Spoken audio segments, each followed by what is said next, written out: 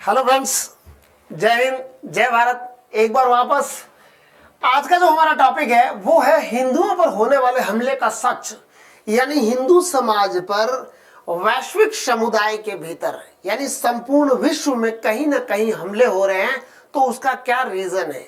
आपने सुना होगा, चंद रोज पहले की बात है, चाहे वो ब्रिटेन के लीस्टर का मंदिर हो, चाहे बर्मिंघम का मामला हो, जहां पे हिंदू समुदाय को टारगेट किया गया है।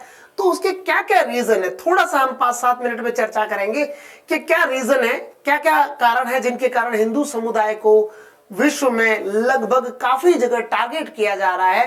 तो इस बारे में चर्चा करेंगे।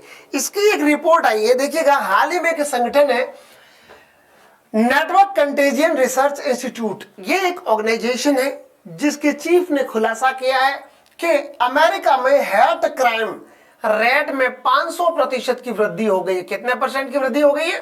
500 गुना वृद्धि हो चुकी है। हेट में किन के विरुद्ध है? जो हिंदुओं के विरुद्ध है।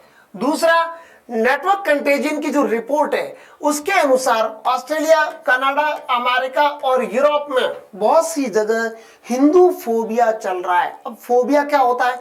आपने शब्द सुना होगा, जैसे इस्लामोफोबिया यानी इस्लाम के खिलाफ फोबिया, वैसे के वैसे हिंदू फोबिया यानी हिंदुओं के खिलाफ फोबिया। उसी प्रकार फोबिया आपने सुना होगा ज्यूज के खिलाफ हिटलर के टाइम में, तो वही फोबिया है हिंदू फोबिया, यानी हिंदुओं के खिलाफ एक साजिश या उनसे दहशत या डर की बात कह सकते हैं, जिनके अगेंस्ट में उनके खिलाफ एक्शन लिया जाए, या जो झूठी बातें होती है उनको हम फोबिया के रूप में डिफाइन कर सकते हैं। तो हिंदू फोबिया क्या है, क्या क्या कारण है इसके, इस बारे में थोड़ा सा चर्चा करेंगे। पूरे विश्व में हमले के कारण क्या क्या देखिएगा। तो सबसे पहले तो जो हिंदू फोबिया के कारण है या जो मंदिरों पर हमले का कारण है, वो पाकिस्तानी जो जिहादी गैंग है या जो कट्टर लोग हैं, जो इस्लामिक एक्सट्रीमिस्ट है, उनके द्वारा इस काम को अंजाम दिया जा रहा है। उनके दो काम है, पहला तो एज ए इस्लामिक जो एक्सट्रीमिस्ट है, दूसरा कि वैसे भी भारत और पाकिस्तान की दोस्ती तो जग जाहिर है, आप जानते ही है। तो उसका पहला रीजन तो है पाकिस्तानी जो जिहादी गैंग है उनके द्वारा हिंदू फोबिया फैलाया जा रहा है और मंदिरों पर हमले करवाए जा रहे हैं, जिसके बारे में हम लोग देख चुके हैं। बर्मिंघम और लीस्टर की घटनाएं, ब्रिटेन के द्वारा कई ऐसे लोगों को गिरफ्तार किया गया, ब्रिटेन की पुलिस के द्वारा। दूसरा जो कारण है श्वेत वर्चस्ववादियों का हाथ।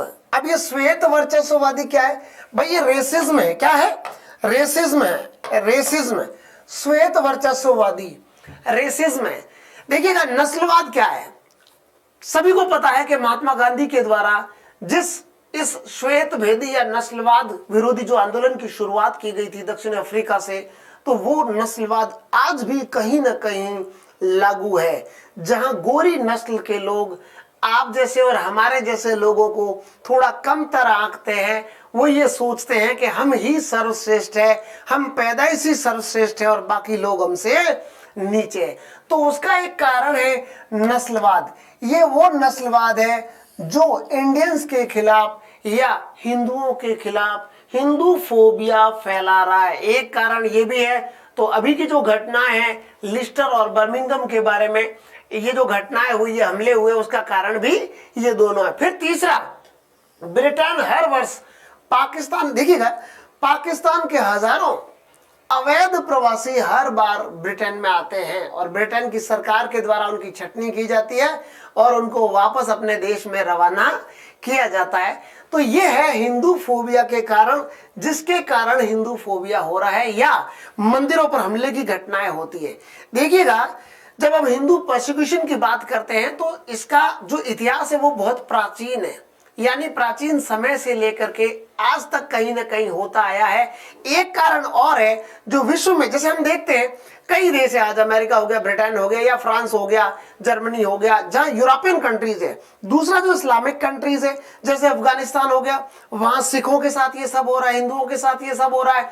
दूसरा बांग्लादेश है, तो बांग्लादेश की जो कई जो रेडिकल पार्टीज है, जैसे बांग्लादेश नेशनल पार्टी है, खालिदा जिया की पार्टी है, उनके द्वारा भी इस काम को कहीं ना कहीं डायरेक्टली इनडायरेक्टली प्रोत्साहन दिया जाता है। और पाकिस्तान तो खैर इसका सबसे मेन उपजाऊ भूमि है, ये तो हम जानते ही हैं। दूसरी चीज, जो वैश्विक समुदाय में आज जो इंडियंस के प्रति थोड़ा सा एक क्रोध या उबाल कह सकते हैं हम, या नेगेटिव छवि फैलाई जा रही है, तो उसका रीजन ये है कि कई यूरोपियन और अमेरिकन कंट्रीज में यह माना जाता है कि भारतीयों ने उनके रोजगार पर कब्जा कर दिया। भाई ये इंटरनेशनल युग है, ग्लोबलाइजेशन एरा है, यहाँ पे कोई किसी के घर पे, कोई किसी के बिजनेस पे कब्जा नहीं कर सकता है। डार्विन का वही रूल लागू होगा, सर्वाइवल ऑफ द फिटेस्ट, योग्यतम की उत्तरजीविता। तो जो योग्य है उसको मिलेगा। आप भी करो भाई, आपको किसी ने नहीं रोका। और आप तो वैसे ही रेसिज्म में यकीन करते हो, श्वेत वर्चस्ववादी हो, आपको तो लग रहा है कि हम श्वेत है और हम ही सबसे टॉप है, तो फिर अपने आप को साबित कीजिएगा, चाहे वो इंडस्ट्री का क्षेत्र हो, चाहे कोई और क्षेत्र हो। तो हमें क्या करना चाहिए आगे फ्यूचर में, भारत सरकार को भी स्टांस लेना चाहिए इस संबंध में, जो इंटरनेशनल कम्युनिटी है उसको साथ में लिया जाना चाहिए और इन घटनाओं का पुरजोर विरोध किया जाना चाहिए, ताकि ऐसी घटनाएं दोबारा कभी ना घटे। इन्हीं शब्दों के साथ जय हिंद, जय भारत साथियों।